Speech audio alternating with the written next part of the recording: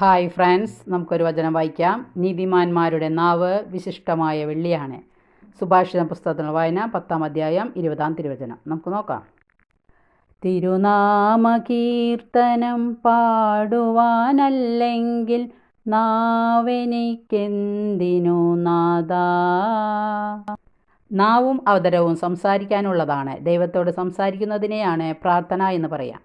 സംസാരത്തിൽ തെറ്റുവരുത്താത്ത ഏവനും പൂർണ്ണനാണ്. തൻ്റെ ശരീരത്തെ മുഴുവൻ നിയന്ത്രിക്കാൻ അവന് കഴിയും. ദൈവസ്തുതിപ്പ്, ദൈവാരാധന, യാചന, മാപ്പ് ചോദിക്കുക, മാധ്യസ്ഥം പ്രാർത്ഥിക്കുക. കാരണം മനുഷ്യനുള്ള എല്ലാ നന്മകളും ദൈവദാനമാണ്. നീതിമാന്മാരുടെ നാവ് വിശിഷ്ടമായ വെള്ളിയാണ് എന്ന് പറയുന്നത് അതുകൊണ്ടാണ്. മനുഷ്യരോട് നന്മ സംസാരിക്കുക. വചനപ്രഘോഷണം, ദൈവവചനം വായിക്കുകയും ദൈവവചനം ഏറ്റുപറയുകയും ചെയ്യുക. അത്ഭുതങ്ങൾ, രോഗശാന്തികൾ ഇവയ്ക്കായി പ്രാർത്ഥിക്കുക. നമ്മുടെ നാവ് ദൈവത്തെ മഹത്വപ്പെടുത്താനും കൂടിയുള്ളതാണ്. Thank you.